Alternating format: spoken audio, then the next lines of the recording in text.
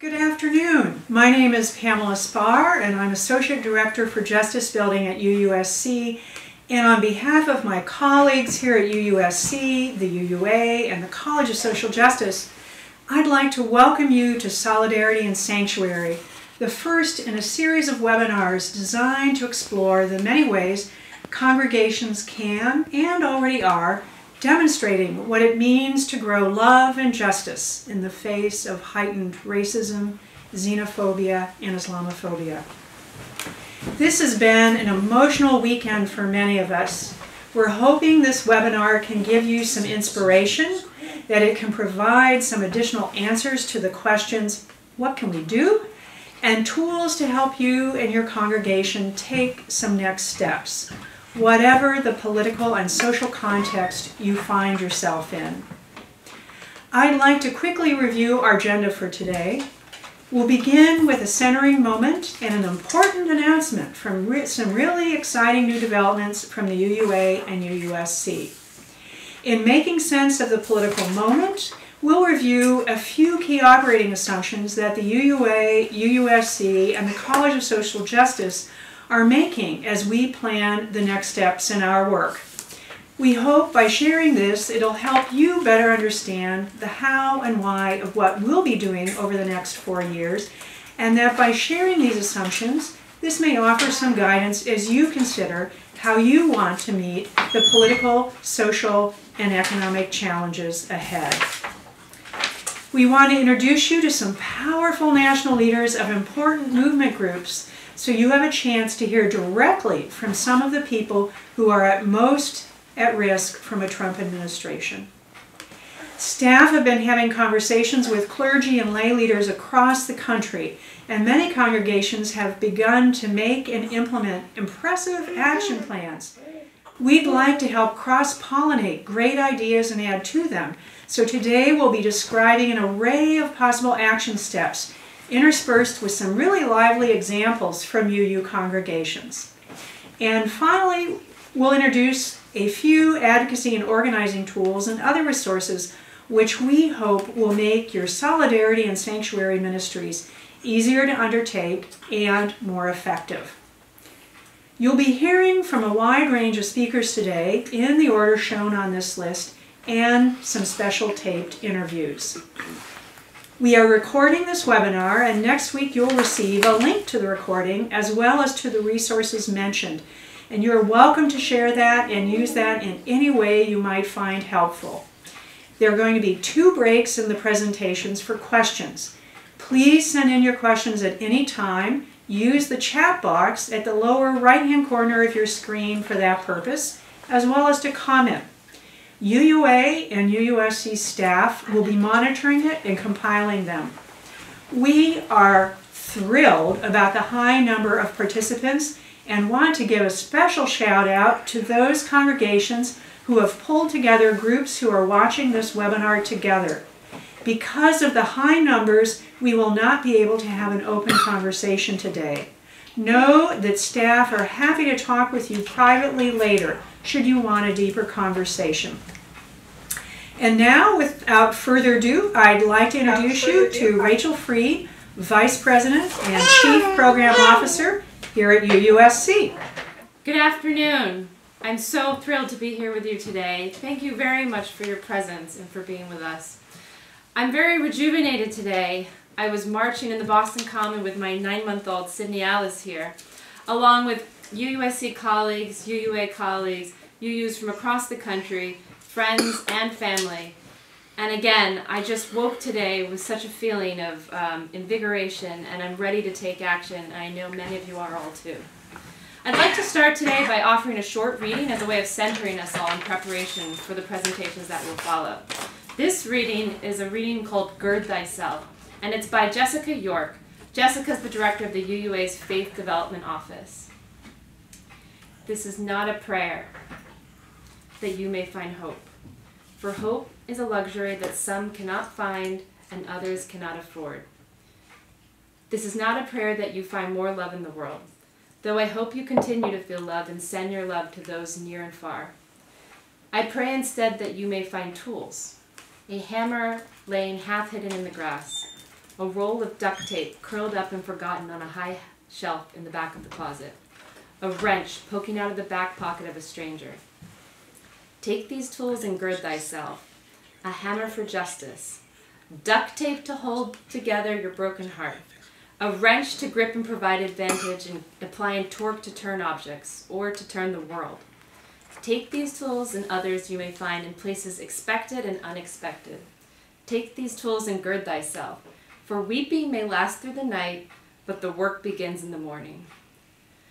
This is a special time in our nation's history, and because of this moment, and because of so much at stake, UUA and the UUSC are collaborating very closely to meet the demands of our time.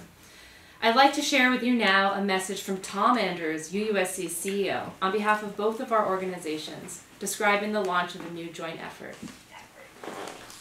It is time for Unitarian Universalists to unite and to act as we've never done before. Hi, my name is Tom Andrews, and I am the president of the Unitarian Universalist Service Committee. And on behalf of the UUSC and the Unitarian Universalist Association, I'm here to invite you to participate in a new campaign that is designed to speak truth to power and take meaningful action in light of the swearing in of a new Trump administration. Don't get me wrong.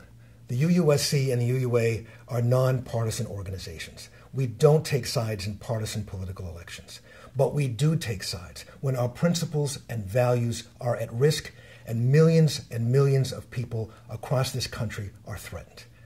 Our values are endangered when a new American president announces that climate change is a hoax and that the Paris Climate Accords should be abolished.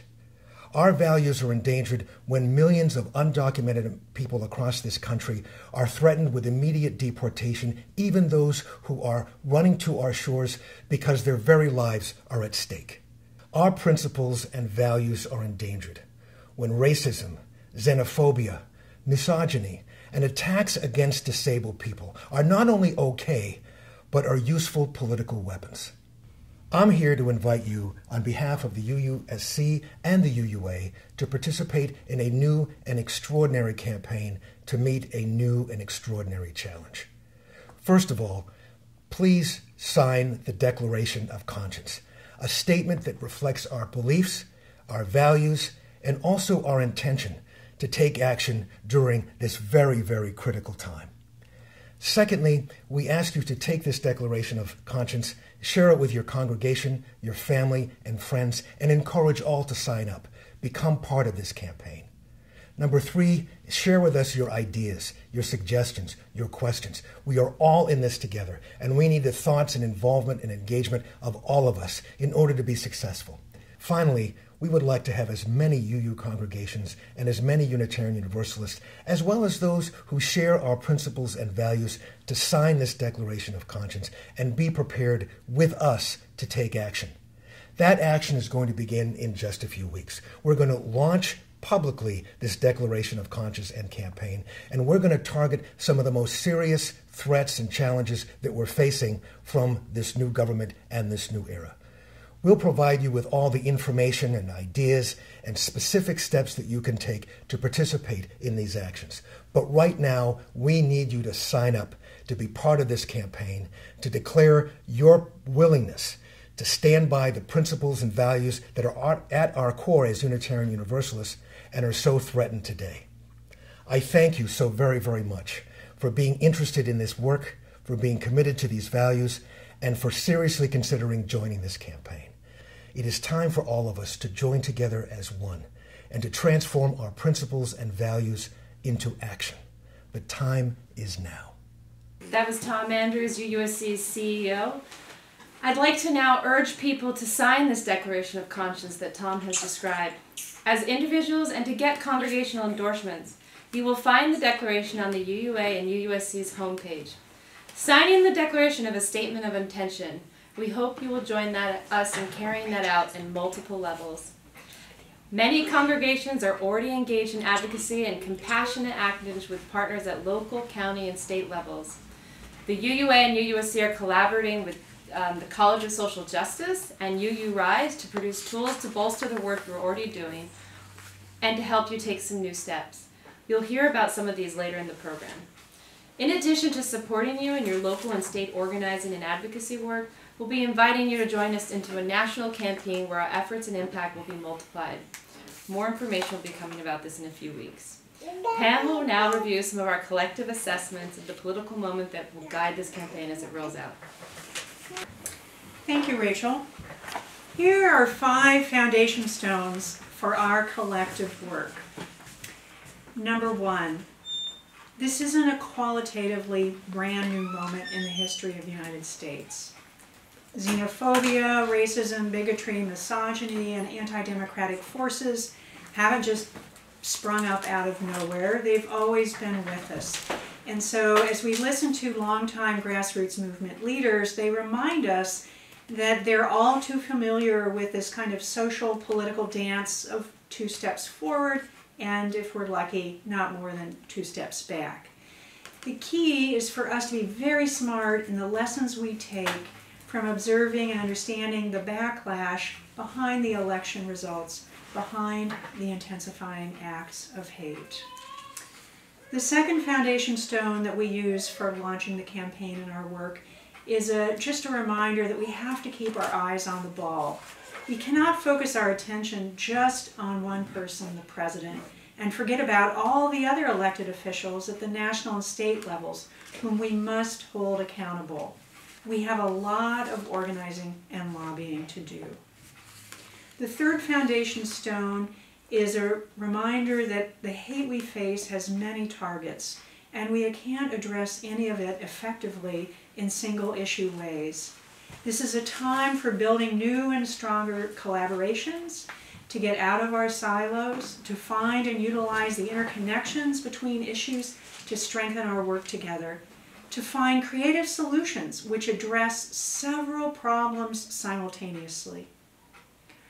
The fourth foundation stone, just like our Unitarian ancestors in the North who formed vigilance committees with freed blacks to thwart the Fugitive Slave Act, we may need to engage in resistance measures today with people who are at high risk from government policies and procedures which threaten their safety and human rights.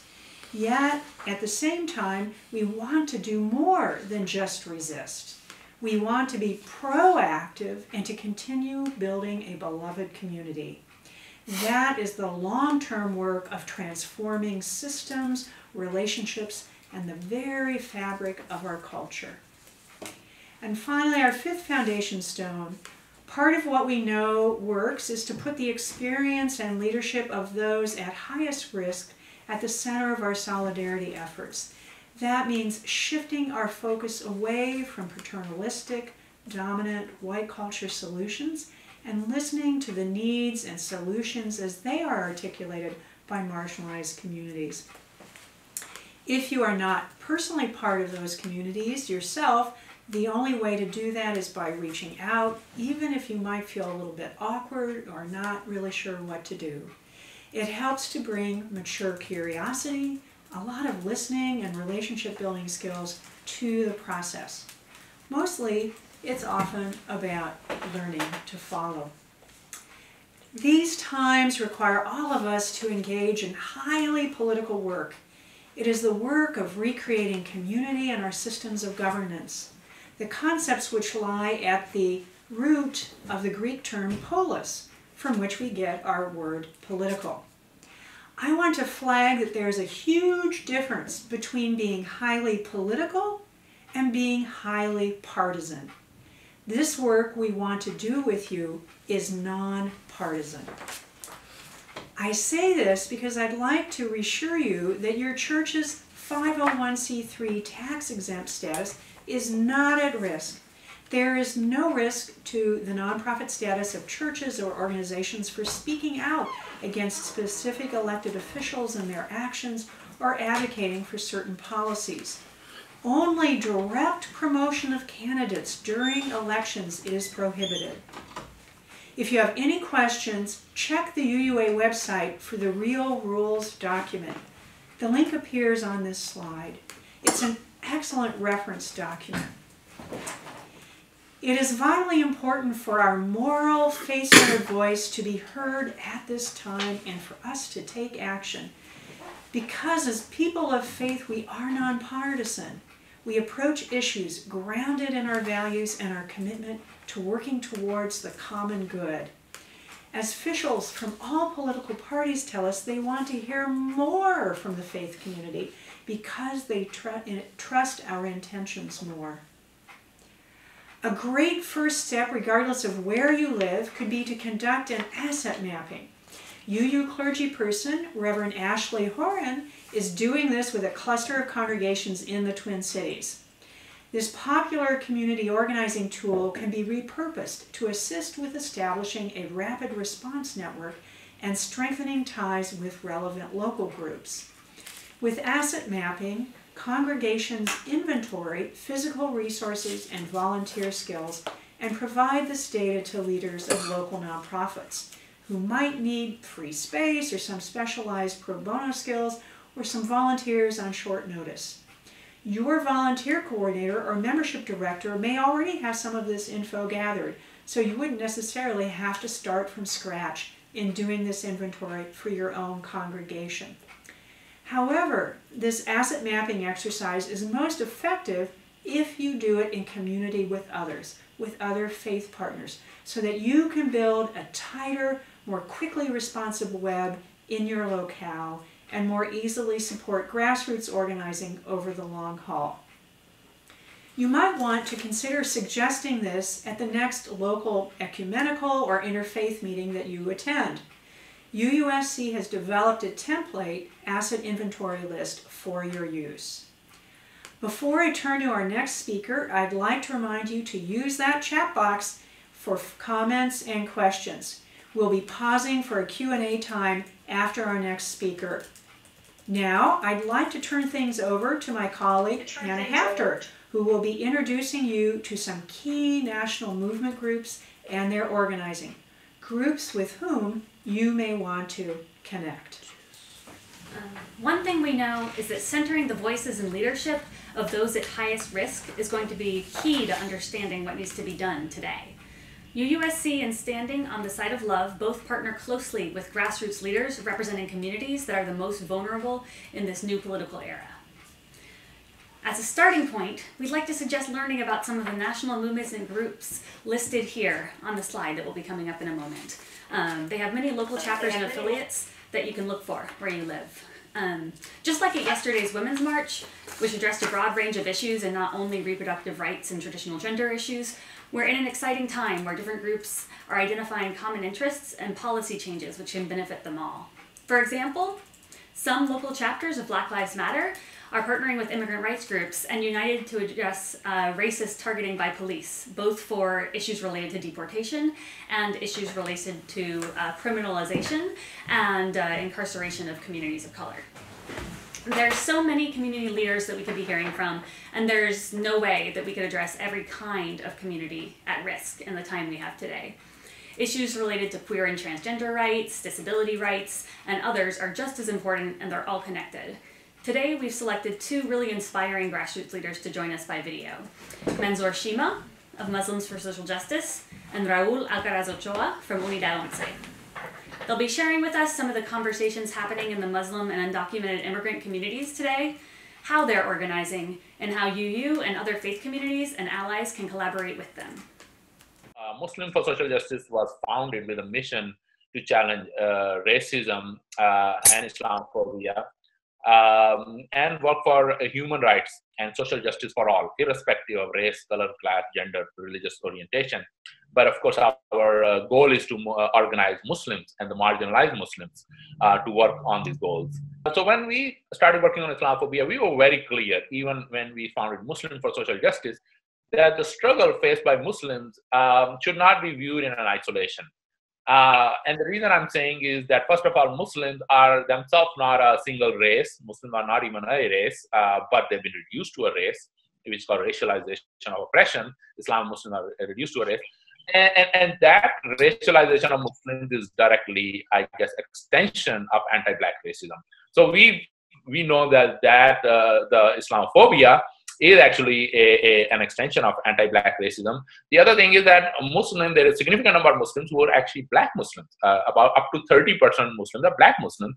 Islam came through slavery, and there are many parallels between the anti-Black racism and Islamophobia. So we from very beginning, were very conscious to connect this struggle. The other very important thing it is an unfortunate reality that within even non-Black Muslims, there is discrimination and racism. There are instances of that. So we were very conscious from very beginning that even though we are fighting for the rights of Muslims, that we also have to confront some difficult conversations on racism within the Muslim community, on sexism, on homophobia, but also beyond the Muslim community. And so our struggle from very beginning has been both within and beyond the Muslim community. So these are the same forces who are demonizing and persecuting Muslims, who are also demonizing and oppressing other marginalized communities. So we are very clear that this is actually coming from the same forces, and it's people would know even in the Trump campaign how he demonized all of these communities. And we have to be clear that one of the other objective of those forces of hate is to isolate and corner these communities. They want to corner Muslims in one corner and women in another, and LGBTQ in another, workers in another, African, and then strike them one by one. And they often require to pit them against each other too. This is a nature of racism, to pit people and oftentimes marginalize people against each other. So our objective of Islamophobia very clear from very beginning, that this is not a fight just for Muslims. This is similarly homophobia is not just a fight for only LGBT community, or racism is not just for African American, but all the communities should join together under the leadership of the impacted community and defeat this divide and conquer strategy. I'll give you a very good example. Women rights, okay? Well, there are Muslim women who wear a headscarf and are attacked, or even without wearing a headscarf, but identify as Muslims as being attacked. That adding those voices in the movement actually strengthens the movement, not weakens the movement. To give you a very good example, on January 21st, there's a women's rights, the Women's March on Washington, D.C., and there's also Women's March in Raleigh.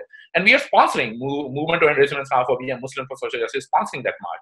And we will have speakers from Muslims, because we believe this diversity, this strength really empowers the movement, not weakens it. And once people open the door to more allies in the movement, actually it benefits the movement, not weakens the movement.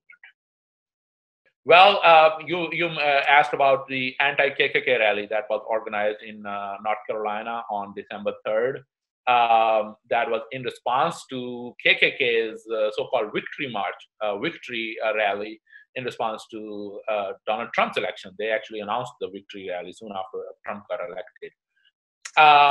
And the response very soon, there were a lot of communities who mobilized, gave a call to action, and there was one rally was called Peace and Unity Rally that was organized in downtown Raleigh. But we had some concerns about it because there were not enough, literally no people of color voices in it. There are not literally folk from the Muslim anti-Islamophobia organizations.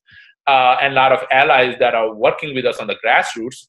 And this is from the consciousness that oftentimes within the movement also happens to be, pretty white or middle class at times, which actually basically eradicates, we would say, the voices of the people of color. And what the term being used in the movement nowadays to decolonize the movement, to give not just do a charity to the people of color or to the Muslims or even LGBT or transgender community, but have them in the leadership position. That's a very, very important point. Center them in the movement, be answerable, being accountable to them. And these are the questions that were raised for that rally. And the very good thing is we had a very frank conversation. We had very good allies from Surge showing up for racial justice and other white allies who also confronted the rally organizer by saying, why aren't the people of color who are organizing with the grassroots against racism in the leadership position? And this was eventually accepted by the rally, and they gave the leadership the whole programmatic control of the rally to the people of color. So the other grassroots leader who's been sharing a statement for today is someone I've had the pleasure of working with closely when we both lived together in Tucson, Arizona. Raul Alcaraz Ochoa of Unidad Once. Born in Jalisco, Mexico, Raul is the former deportation defense coordinator at United We Dream and has now split off to start his own project, Unidad Once, which is 11 for the 11 million undocumented families and undocumented people in the U.S. And he's working first with families in Houston and Arizona in a model called Protection Networks, which he is working to spread nationally. The Protection Network model, it has various elements, and one of them is a family defense plan. So the idea is to have a family plan in case of an incarceration. Everyone knows like what the process is and who will take care, for example, of the minor children, who if the family or the individual has a vehicle, that there's also a power of attorney for someone else to be able to do anything that needs to be done with the vehicle, or if they're property owners or homeowners, any bank accounts, any belongings, that all of those things are set in place so that the individual facing detention is able to, like, doesn't lose any of that. We also have a collective defense fund. So the families that come into La Unidad Once as members make a commitment to the group, right? So it's not just a service model. It's a hybrid between a service model and an organizing model, so that you have it's like a two-way street. It's mutual. So as much as the families give is as much as they'll receive, and not just from one or two individual organizers, but from the collective and the other families. So the defense fund is to be able to have emergency funds in case of an incarceration. Another element of the protection network that came later on, which was local community organizing to end the local collaboration between local law enforcement and Border Patrol. And it became, the organizing and activism became so high that, you had mothers, immigrant workers, youth, documented youth and undocumented youth that would go to the city council to advocate on behalf of their families for the local city council and the mayor to take action to order the local chief of police to have them ordered to stop calling Border Patrol on families, for example. And so we definitely had a visitation program. There was actually a visitation program that was created out of this need from the organizing taking place that was also very specific to LGBTQ people in detention, and also workers that were, because those were the most constant people that were being apprehended. We would get cards or just like paper and write personal letters of moral support for the individual. And then we would also have people write and go through the process of how to write a formal letter of support, recommend like a letter of recommendation to the judge that could be able to support the person's case if they were for their immigration bond hearing, for example, or just whatever their legal strategy was for their case, that they would have letters of support from, the local congregations, faith leaders, immigrant rights groups, and individuals, family members, friends, etc. In Tucson, we had a lot of fundraising opportunities and activities, and some of them were, how do we come together to celebrate our community and the resilience and the resistance of our community, and also be able to have musical acts, have food, have children activities, and really come together as a community and also fundraise at the same time. So we would have annual benefit dinners, for example, and dinner parties where we would be able to simultaneously celebrate as a community the small victories along the way, and also be able to fundraise and have a lot of support from allies in terms of building with us and being together in community so that we would know each other year round, as opposed to just when there was a crisis moment. So I think that to me is something that I really remember and really continue to do, is how do we build amongst affected immigrant communities with allies in meaningful and transformative relationships that are daily and not just in instances of fear and of crisis.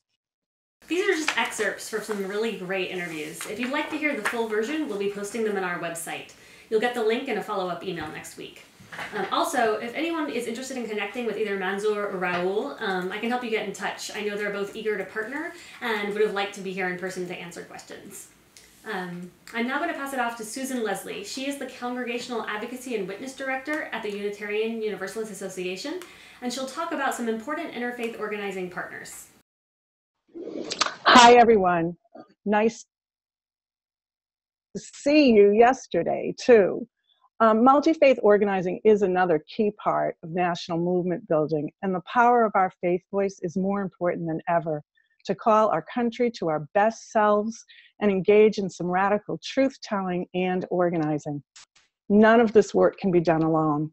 If you haven't already, now is the time to come together and form local clusters of congregations and join a local affiliate of an interfaith organizing network such as PICO, Gamaliel, DART, IAF, and others. 180 of our congregations have already done so. These organizations each have more than 1,000 member institutions representing millions of families in over 200 cities and suburbs. Many of them are developing sanctuary and solidarity campaigns with an anti-criminalization lens, building on ongoing work, working with groups like Raul's, and understanding that we need to greatly increase our efforts now in this moment that we've never seen. For instance, PICO is offering sanctuary training and is seeking to increase the number of sanctuary cities from the 200 that are currently on record to 600. They and others, including the UUA, the USC, and URISE, are also working with the National Sanctuary Coalition and the Interfaith Immigration Coalition. The UUA, many UU congregations, and our UU state networks, there's now 26 of them, are working closely with Reverend Barber's Moral Revival movement, which has now just rebranded themselves to be Moral Resistance. It provides a powerful moral platform for our messages. That movement and the multi-faith organizing networks are all coming together as part of the National Interfaith Organizing Initiative. Its We Say Enough campaign is one that many of our UU clergy are engaging with. Now, I know that's a lot of groups I've named, but the good news is that these multiracial, multi-faith coalitions are in communication and coordination and are moving in similar directions, though with some different emphases. So in the short term, the moral movement organized against the cabinetry of bigotry, and We Say Enough launched the week of action that started last Saturday with the National Day to Protect Immigrants, Refugees, and Muslims, and concluded with the Fast for Power and support for the National Women's March yesterday. Longer term, the Moral Revival has launched a new Poor People's Campaign to address economic injustice and organize fusion coalitions at the state level in every state. We Say Enough is also focusing on standing with and recruiting into movement the millions of people we can recruit who are affected by the repression and the cuts to the safety net that we're anticipating, with an emphasis, again, on opposing criminalization and generational disinvestment. Both are developing strategic campaigns from now through to the midterm elections, knowing that our faith provides us with the strength and conviction to speak out and organize at this time. So stay tuned.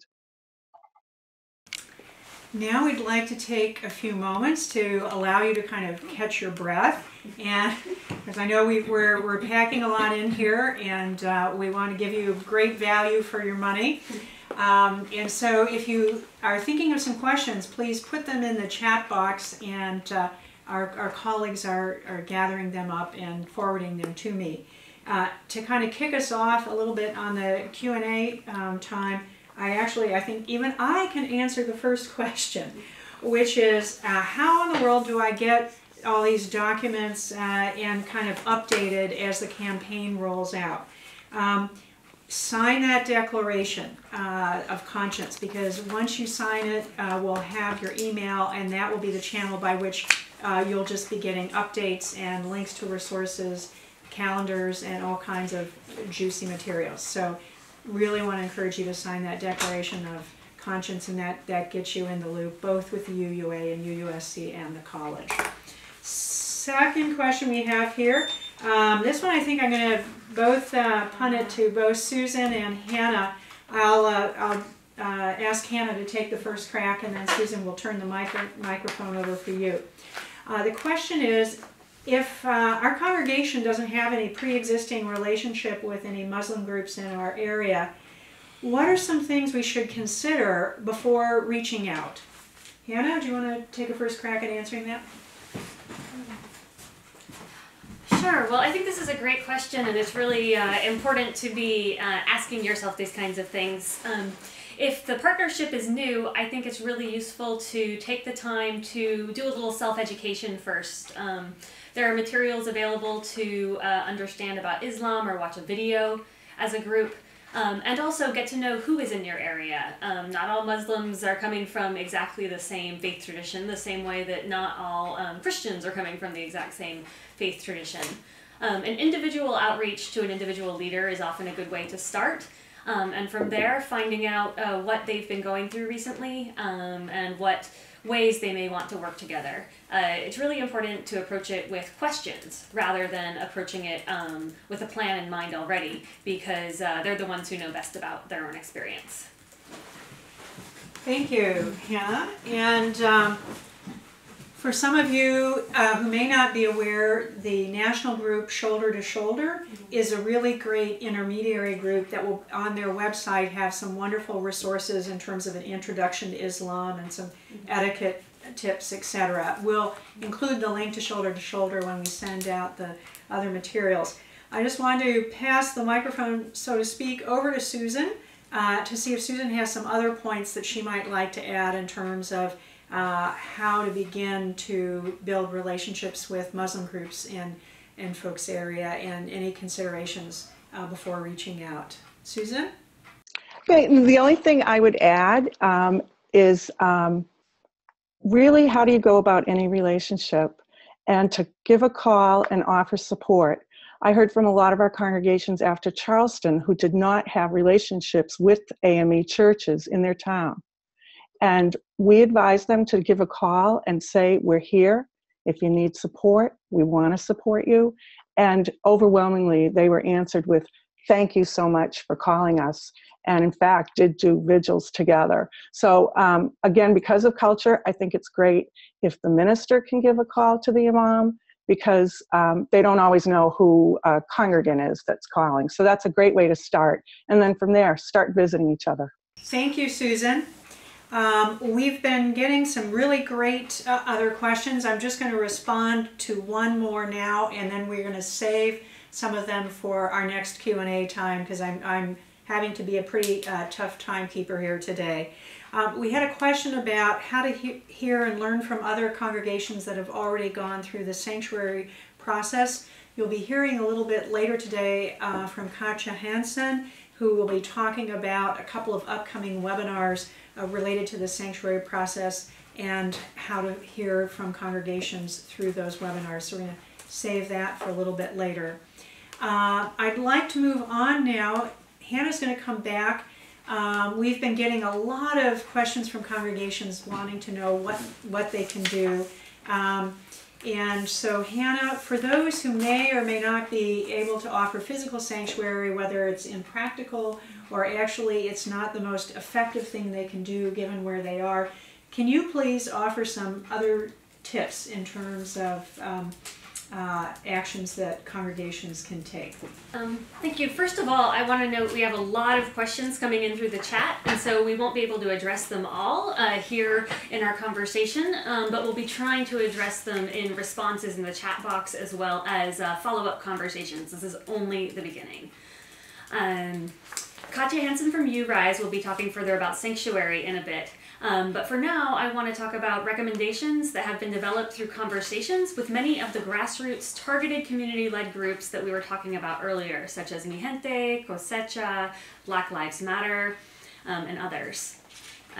We've organized these possible actions into 5 broad strategies: education and awareness, practical support for immigrant, Muslim, LGBTQ, and community of colors organizing, local advocacy with cities, schools, and law enforcement, community transformation and alternatives, and active resistance and rapid response. I think some of the questions that have come in will actually be answered by the information in this section. Please note, this is an overview. This is not enough to do it all. It's just a starting point for conversations. We know this is a ton of information in a short time frame. You'll get the video, you'll get the slides, and there are a lot more resources coming. Please don't feel phased if you don't know how to start yet. We've been purposeful here about offering a wide range of possibilities that work better for different circumstances. Some don't require very much capacity. Others will only work for congregations that already partner with immigrant or Muslim or other affected community groups. So first we have education and awareness.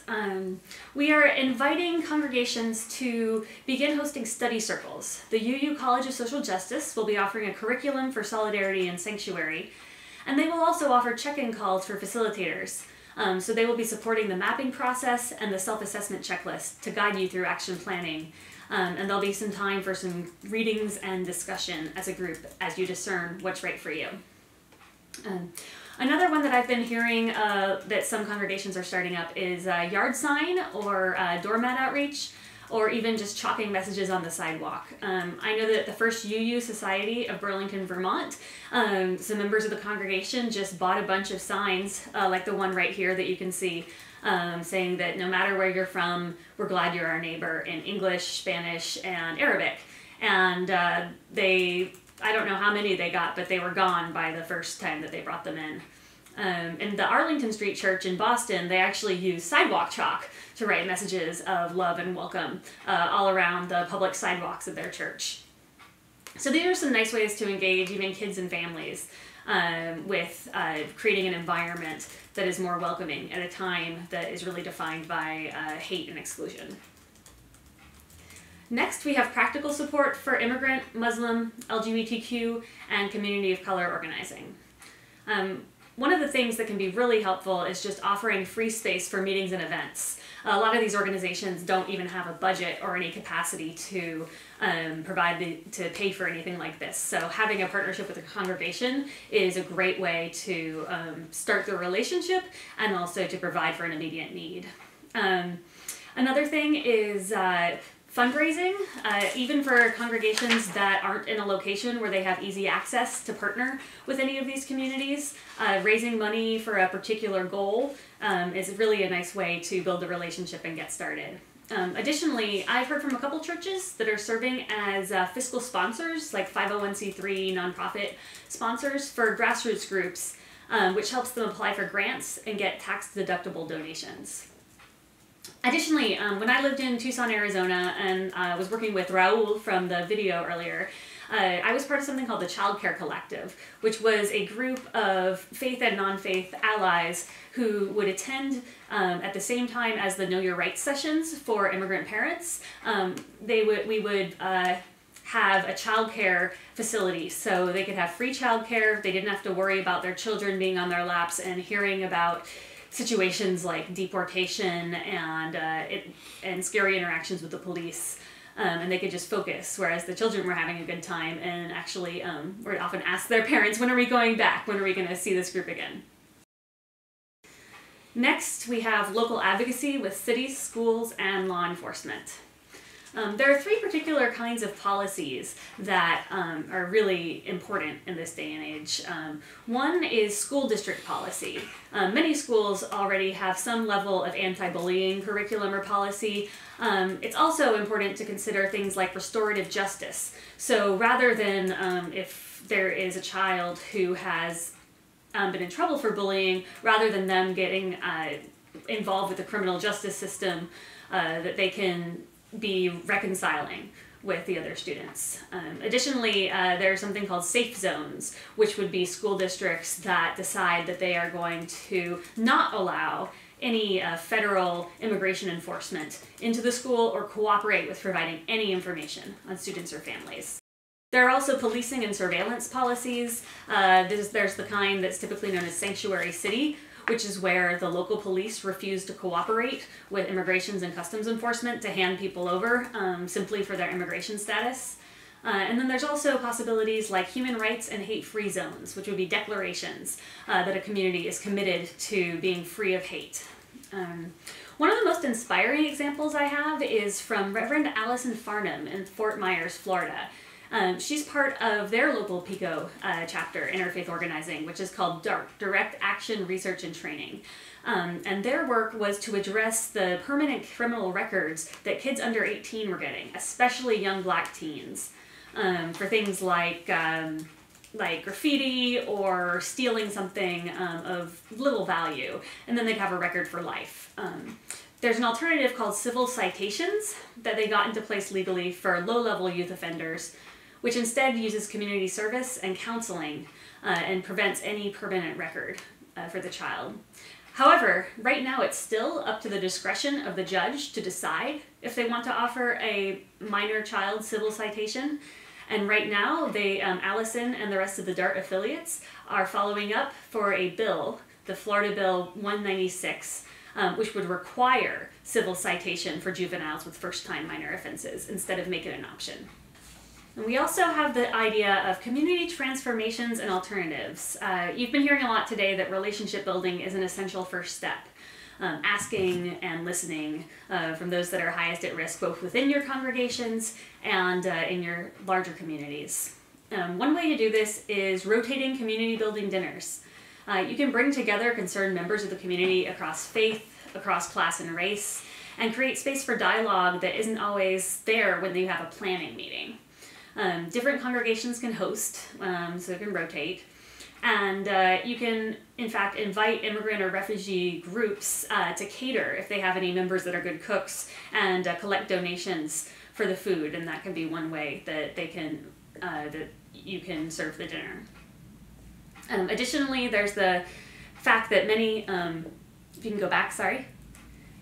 We know that many social services are being cut right now, that a lot of the safety net is being dismantled, and so while it's more of a stopgap effort, things like health fairs or legal clinics, which are alternative service providers, are going to be more and more important. And of course, that's something that your congregation or you cannot do on your own. This is really about partnering. And then the last category we have is active resistance and rapid response. So this is the category that church-based sanctuary falls into. One of the things that we've been hearing a lot of interest in is trainings. So civil disobedience trainings, bystander intervention for individuals that witness hate crime, nonviolent communication, and de-escalation tactics. We will be working to provide you with connections to some of the best sources for these trainings. Additionally, and one of the most exciting things I've been seeing happening is the development of rapid response networks like Sanctuary in the Streets, which is where a whole cluster of congregations and community organizations unite to respond to immigration raids or other acts of hate. Organizations rooted in undocumented communities and others at high risk of hate crimes or profiling can distribute an emergency line where multilingual volunteers rotate answering. When there's a call about an emergency, the entire network is alerted. Rapid response volunteers should always be trained in advance. This is one of the more high-level kinds of projects to take on. One of the strongest models in Philadelphia has over 1,000 volunteer responders. In fact, in Austin, Texas, the First UU Church of Austin has been working with immigrant community organizations in the area for years. Because of the strong existing relationship, they've been able to jump to action and start their own sanctuary in the streets. Here is Peggy Morton of First UU Austin to tell us about their process. So we're moving into this sanctuary in the streets, which is basically a method. We are training, we have a goal of training 500 people. Right now we have 100 trained, but we have another training coming up this weekend.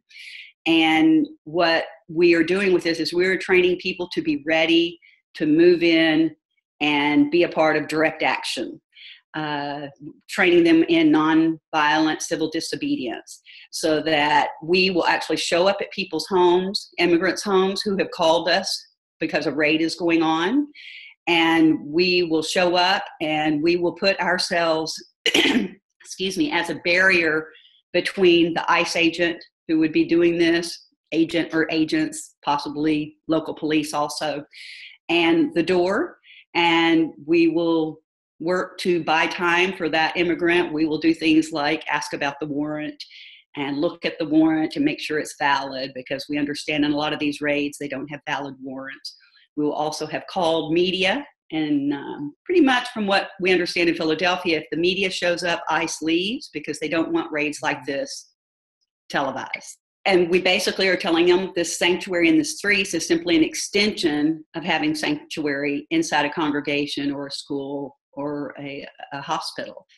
We're teaching them about our hotline number, and teaching them about doing migrant watches is what we're calling it, where basically whether it's coming to their own home or they see an ICE raid happening in their neighborhood, they will call in to that hotline number.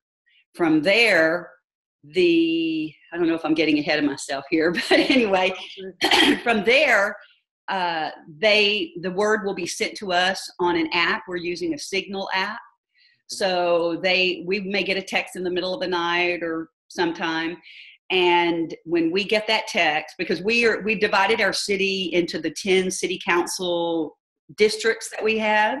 Now, some of us, like myself, I'm very close to some other districts, so they know they can call me from a variety of districts. But when we get the signal, number one, we notify them that we're on our way and give them an estimated time of our arrival. And we immediately, if we're willing to be an activist, we say we're an A, estimated time of arrival, da-da-da-da. Or P will eventually be the only person on the scene that will be talking and interacting with ICE. Okay. We will also have Bs, so people could be just backup. They're there for support, but they're going to probably back off if they start talking about possible arrest. And then we also have Vs, who are the people who will be videotaping on the scene. Thank you. I'd like to open it up now for some more questions. We have probably about five minutes or so. And again, if you haven't typed your question in, please put it in the chat box. I'd like to start out by answering a couple right away. One is we got a question about where can people find contact information for all the organizations mentioned and illustrated on the slides. We will be providing websites and other contact information in the follow-up materials that you'll be receiving after the webinar. There's a question I think you can best answer, Susan, which is some folks are saying that they are concerned about offering something like CPR training or any other kinds of trainings. You know, Hannah was mentioning the kind of training that is sanctuary in the streets, for example, that Peggy was just talking about.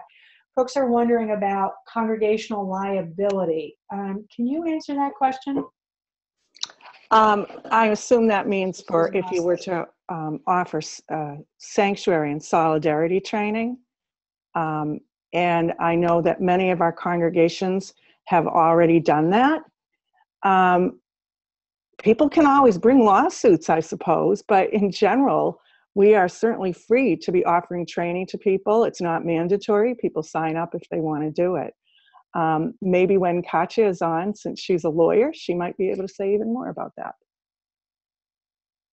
Forget, we'll bring that up again. I'm also, actually, here's another question for Susan. We've gotten a question about some folks realizing that partnering is going to demand more of us in terms of being more sensitive to working across class. And do you have some good tips for people in terms of resources or trainings that you might like to suggest for folks who are wanting to deepen their skill in terms of working across class with different partner groups?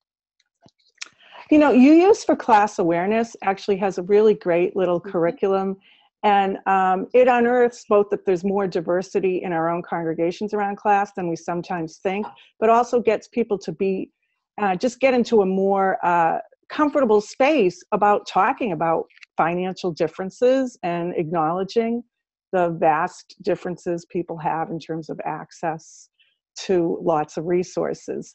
And that said, I think it's just like get into the partnerships and be able to be willing to debrief with people when microaggressions occur around class, but really it's through the doing that we most learn. So you can do the class awareness, get some orientation, but then really to reach out and be honest with the partners you're working with about what your own demographics and class statistics are, and be conscious as you develop the partnership together that there's probably going to be some bumps and that you're going to work them out because you're all well-intentioned and working for justice. Thank you, Susan. I'd also just like to give a shout out. There's a group of UUs working on promoting class conversations. If you Google that, you will find them, and we'll also include that in the follow-up resources. I think we have time for one other question, and so this one's going to go to Hannah. Hannah, we see some folks are wondering about skipping the whole physical sanctuary in a congregation stage and basically setting up a 21st century underground railroad in people's houses. So do you have some reactions to that idea? I mean, it's a really interesting and complicated question. The Underground Railroad had a destination. It had a place where freed slaves could reach and then be in safety. Right now, with undocumented communities in the United States, I don't know where they would be trying to get to. If it would be one of the states that has safer policies, if it would be, I don't think it could be Canada. I don't think there's any basis for getting across a national border. So I think that there are things to explore in terms of ways that we can be responsive to the needs of communities that are at highest risk, particularly undocumented communities, as it's raised in this question. But I would say we really need to look to those communities for what they are asking of us. And the Underground Railroad question, I've heard more coming from the allies than from those that are at risk. I know that a lot of people who already have deportation orders who've had them canceled or held off because they're parents of U.S. citizens, things like that. They're scared now because the government has their information, and they may very well want some place to go and they don't have the resources to move out of their home. Situations like that could come up, but I think that it's really going to be a process of listening and determining together what's going to be possible. Thank you, Hannah. We'll also see if Katya has some additional thoughts when she gets on, which is actually right now. So I'd like to introduce Katya Hansen. Hannah's last action category included active resistance, and as she mentioned, this is where offering your church as a physical sanctuary for people at risk of deportation comes in. Katya is a lawyer and executive director of URISE, the Unitarian Universalist Refugee and Immigrant Services and Education, a nonprofit based in Southern California. Katya is an expert in the field of sanctuary policies and advises many UUs interested in considering this for their congregation. Welcome, Katya. Hi, good. Well, I guess it's afternoon everywhere, pretty much, I think. So thank you very much, Pam, and thank you for allowing me to be here. URISE has been working with congregations in the discernment process for providing sanctuary since our inception in 2007. We're incredibly grateful this year to have received a grant from the UU funding program that allows us to increase the number of UU congregations that we can assist. So sanctuary is the faith community's response to unjust immigration system. It utilizes the government's own policies of recognizing the sanctity of a faith community to provide a safe refuge for someone with a final order of deportation. At the end, I'm going to talk about the Underground Railroad and how that may fit into that. Sanctuary is not a quick fix. It's very similar to house arrest. So we recommend that every congregation interested in providing or supporting sanctuary enter into a discernment process. And we recommend this for a number of reasons. The first is that sanctuary is not something to be decided by a simple majority vote. Sanctuary is one tactic in a full toolbox of justice work and long-term organizing. And I want to be really clear that sanctuary is a part of and requires long-term organizing. And it often requires a long-term commitment. So having congregational consensus that this is the specific tactic that they want to commit their time, talents, and treasures to is incredibly important, that this is the way they want to answer the call. Another important reason is that the discernment process guides a congregation through developing and deepening accountable relationships with community-based and grassroots partners and those who are directly impacted. It also helps identify people and organizations who are already doing the work. As a denomination, UUs are great about being boots on the ground and jumping in to do justice work, but we haven't always been as great about looking to see where our boots will land. So we want to make sure that we're getting boots on the ground and not on the back of people and organizations who've already been doing this work before us. We want accountable relationships. We don't want to be the great white hope. So another reason discernment is important is that the process itself highlights areas of unaddressed and often unknown privilege. And it's not uncommon to learn that there's a need for some additional training and exploration around cultural sensitivity, setting and respecting boundaries, practicing mindful communication, and obviously being able to address class issues, language issues. Unsurprisingly, these issues become magnified when working with new groups and holding bilingual meetings and when dealing with stressful situations. Dealing with these issues are not always fun, but doing so is very important if we want to stay in covenant and live our values. So I just want to point out, if you're interested in learning more about sanctuary, the discernment process, and what URISE can do to support you or your congregation, whether or not your congregation would choose to move forward with sanctuary, you can join URISE on a UU College of Social Justice webinar on Monday, January 30th at 7 p.m., and we will explore faithful discernment. Is your congregation called to offer sanctuary? For those congregations that answer yes, there will be a second webinar on Monday, February 27th, also at 7 p.m. and Eastern Time, and that will provide tools and specific support. Just a quick thing on the Underground Railroad. I think Hannah's point is incredibly well taken, that we really need to be taking our cues from those who are impacted and those who are in need. And what they're asking for right now is not an Underground Railroad, but more immediate and direct in their home and in their current location assistance. And another important thing to think about with the Underground Railroad is that one of the reasons why sanctuary is not considered harboring an alien is because it's transparent, it's upfront, it's almost always done very publicly. And the protections are based in the government's own policies of recognizing a faith community as a sensitive location. A person's home is not a sensitive location. So bringing someone into your home who doesn't have legal status certainly is an act of civil disobedience, but it could, range to being a felony. So certainly something that needs to be considered and looked at more fully and done in response to what our impacted communities are asking. And we will definitely discuss liabilities and other concerns, both at the initial webinar on January 30th and get deeper into that on February 27th. So I really encourage you to sign up for those. Thank you, Kasia. URISE and the College of Social Justice, as she said, will be offering a two-part webinar for congregations exploring declaring themselves as a physical sanctuary. You can see on this slide the dates and the times, and know that you can register for both of those webinars on the College of Social Justice website. And I bet Paul is going to be dropping that URL in on the chat box. This webinar, I just want to say those two webinars are open to all faith groups. I know I was just talking with my minister last week, and he's decided to invite longtime partners, both other clergy and lay leaders from congregations in our neighborhood, so that they can all participate in the webinar together. You may want to consider doing this too. Now, the College of Social Justice has been working with Kasia and the URISE staff to update their sanctuary toolkit, which is going to be a really terrific resource to help you discern if this is an appropriate strategy, and if it is, what steps are necessary. The toolkit is going to be ready at the end of this month and will be a nice companion to the webinar.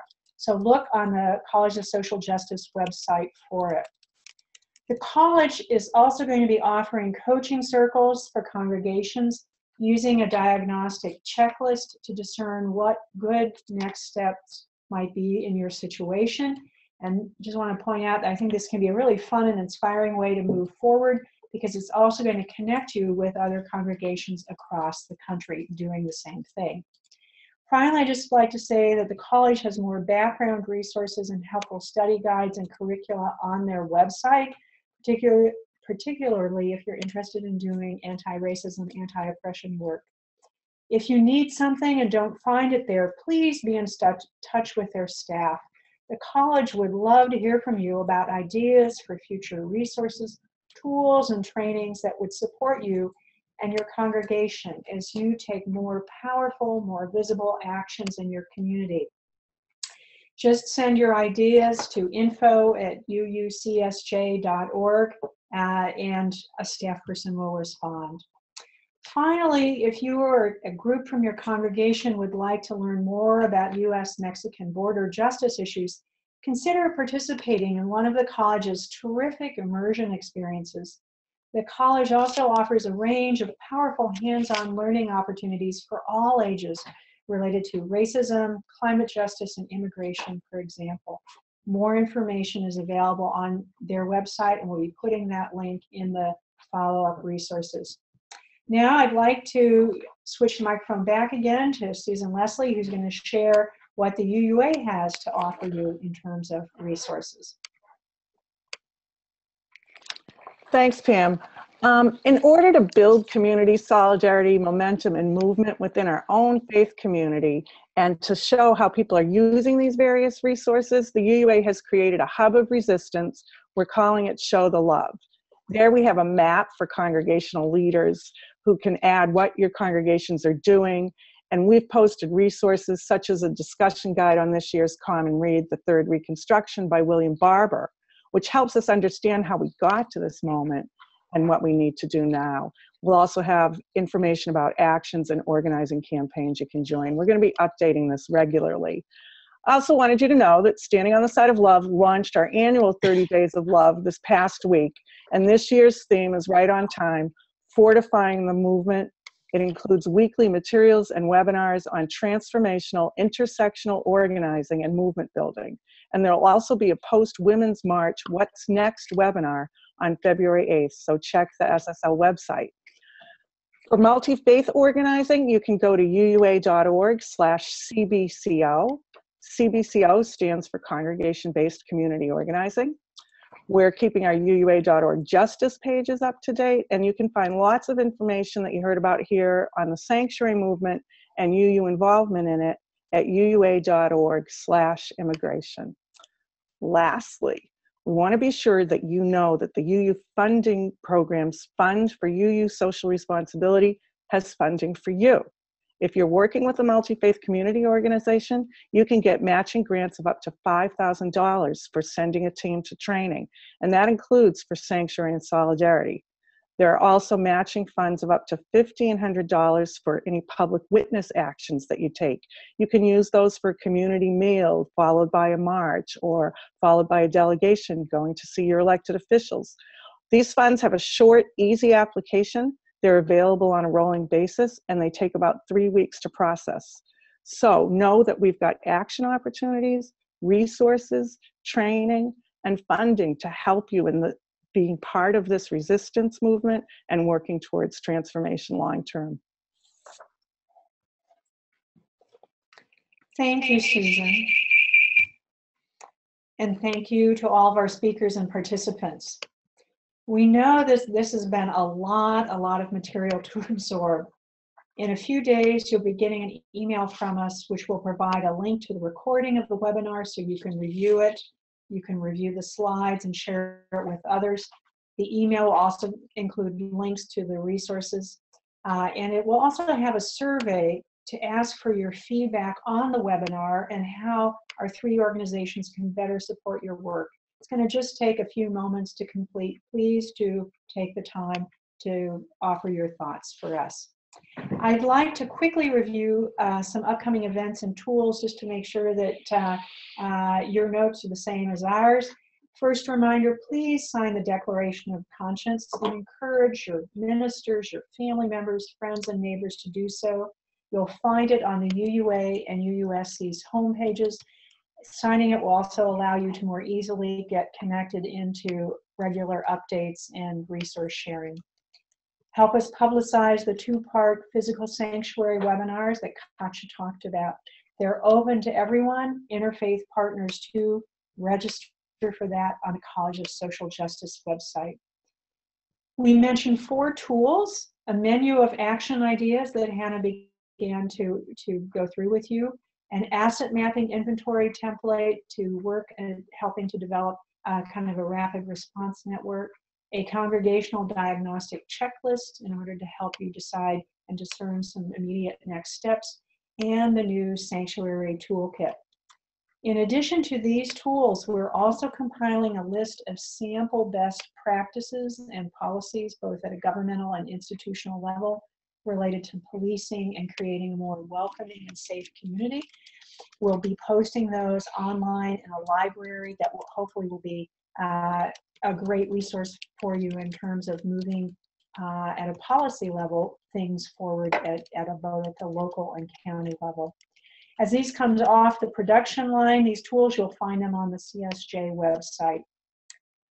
I want to thank you very much for joining us today. Just want to say that we have UUs who've been watching this on all the coasts and in between north and south, east and west. It's just been really, really terrific to see the response. To paraphrase Frances Moore Lapay, a UU herself, hope is not wishful thinking. Hope is what we become by taking action. You know, throughout our history, Unitarians and Universalists have been a bunch of pretty gutsy, visionary people who spoke truth to power. They denounced situations and conditions they felt were evil or immoral. They put their physical and financial resources and bodies on the line to resist laws and social practices they felt were immoral and unjust. They dreamed big dreams and helped to craft new policies and new institutions that have made our country more humane. Now is the time to gird ourselves and get going. Whether you're willing to help organize a protest, testify at a city council meeting, make some phone calls, sing in public, or do social media, provide childcare at a gathering, whatever. It's going to take all of us, all kinds of skills and talents to make the changes we need and want. We look forward to joining with you and our partners to show the world what a bodacious, justice-making love in action looks like. Stay tuned, and as they say in Spanish, adelante, forward. Thank you.